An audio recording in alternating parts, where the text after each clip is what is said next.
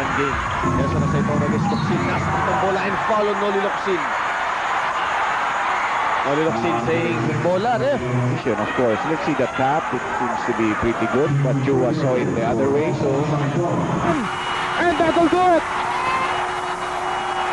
And it will go into overtime, and Gordon Gin not fouling, which is a good thing to do because both teams in the penalty, and now the crowd so much into it. Atong problema, lalaki, ayun, may foul. And that was a nice foul no, ni JP Gayoso. Yun yung veterano, no? Alam mong dadangkan ka ni Nelson Aceitono. Dadank na yan, eh, oh. Tama. Ready to dunk. At yun, hinawak. Open si Aceitono. Aceitono finishing with a foul from JP Gayoso. It's a 5-point lead and possibly more. Depende dito sa tira na ito ni Nelson Aceitono. It's obvious that it's not working. It's not working. It's not very many. Hawkins for the game just wasn't in the flow any longer. Hamilton and Aceitono who said that in game number 3, I believe they really collided, and looks like Aceitono, here's a dunk.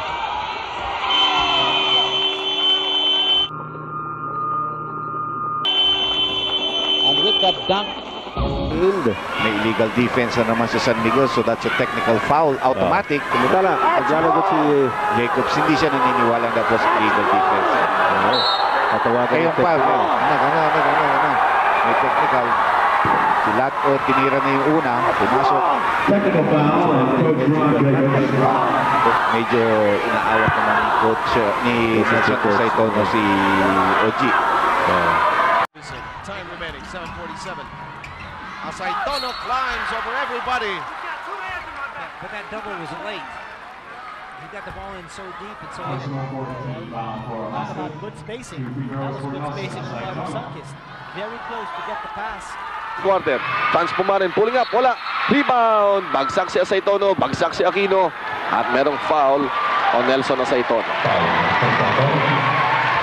Napag-usapan natin si Vince Sison. I'm sure napaka-frustrated niya. Ito yung slow-mo nung foul ni Nelson. Ayun, sinakyan. Binigyan ng konti ni Nelson para sumama sa baba sa kanya si Mustre against Spile. Mustre iikot, hindi makashoot. Ando si Aceitono. Ang tira ni Aceitono, wala. Pinalibag ni Nelson ang bola at sabi foul kay Vince Sison. But Nelson Aceitono is a possess, playing possess, possess, sabi nga nila. Kita mo yun, yung confidence ni Nelson, kinaliwa pa niya itong play na to. Ayun, no? Iba yung Aceitono pag ginaganahan. Hindi lang niya nadali yung play niya. Sinakyan naman ni Benny Cheng. And Benny Cheng, hindi niya bibigay basta-basta yung open shot na gano'n. That's very good transition defense. Hindi na tao yun. Pero again, Wasabi throws in a bad pass to Marlo Aquino, and this starts off the fast break para sa San Miguel Beer. May timeout ang San Miguel. It's a 6-point lead, 1 minute and 38. Vergel Meneses frontal assault, no way, and Aceitono takes it away from Cardel. Aceitono, offensive foul.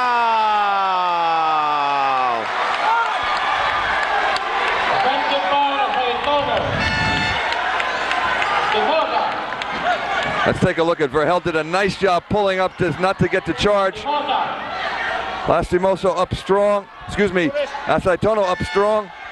And they call him for running into Jonadel, and much to his dismay. He unloaded against this very same team. And teams now beginning to, learn how to... Balingin knockdown. Nelson Aceitono. Kita natin, bigla lang bumulagtas si Nelson Aceitono. Nakatindig sa harapan niya si Model Balingin. Tingnan natin ito sa ating gabi. Harang-harang ka ito. Diyan. Napupuntahan ako maharang ka. Nelson Aceitono. Pero offensive foul. Yes, medyo binigyan niya ng siko si Dwight Lago doon. Ang malinis Hindi naman gano'n magreklamo sa Nelson Aceitono. And a whopping 17-point lead para sa San Miguel Beer. Posting to victory here. Just one great fourth quarter spurt. Talagang patayan na. 99-97 San Miguel Beer. Ang 29 seconds left. Ito po ang ating mapapanood. may potential to ma-overtime if they make the shot. Ito si Baldavid. Will he attack? Matake siya. Supalpal! Ngunit nakuha niya ang bola. At sabi ng referee, stepping on the sideline. Ayun. 29 seconds. He took the shot. Yun naman ang sinasabi natin, no? Too close for comfort. Ayan, no? Oh, yan ang masasabi Pumunta natin. siya sa gilid. Patay sa kay Nelson. Again, si Hinebra sa turnover. Hindi naabot sa blackboard. Hindi na dami. Samantala, merong foul si Wilmer Ong na makukumit laban kay Nelson Saitono. This will be Wilmer Ong's 5th personal foul at EJ File kailangan ipasok. At binabati po natin dito yung mga taga-suporta natin sa Catanduanes. So, ito coach yung mga kaibigan natin. At least hindi naman sasabihin nilang namumulitik ka tayo dahil hindi naman ako tatakbo senador sa 1998. Hindi ba? Akala ko, mayor kaya na. Hindi, magdaya masaya na ako dito. Ito po si Governor Seb Alcantara sa Catanduanes. Kaibigan natin ito, nakilala na natin. Si Vice Governor Jofisto Verceles of Catanduanes, ganun din. Si Mayor Rudy Sarmiento of Virac. At kay former Mayor George Arcilla. Nandyan po sila kasama ang IBC General Manager na si Mr. Rino Basilio at yung kaibigan natin na si Mr. Danny Nakpil. Ini-inspect nga nila yung TV affiliate natin dyan at least dito sa lugar ng Kabikulan napapanood tayo. Alam mo kung masarap sa Bicol? Yung silip. Sabi ko na nga ba, kaya sasabihin mo Pero ayoko na. Nako! Kahit anong sili, ganyan po kaanghang ang ginagawa. Alam mo, si Nelson Saitono. Kaliwa pa rin yung dunk niya. Ganun sa kaliwa ito, no? Bang on the inside. Kaya hindi nagkakaroon rin ng punto sila. Ito si Nelson Saitono. Ganda. Tumukot na isali. Pero sinusubukan niya subagin si Marlo Aquino. I was testing Marlo Aquino. Pinanonood ko.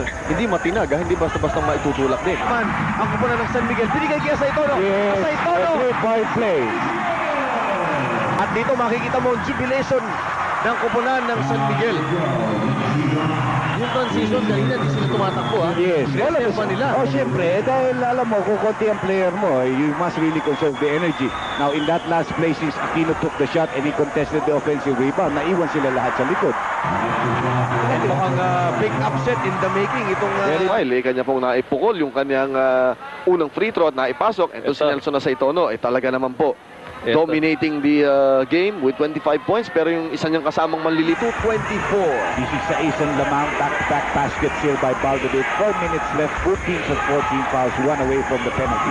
Kailangan gumising ang San Miguel. Ang problema, sabi nga ni Dr. J, they have limited options. At dito, matatraveling pa si Nelson Saitono.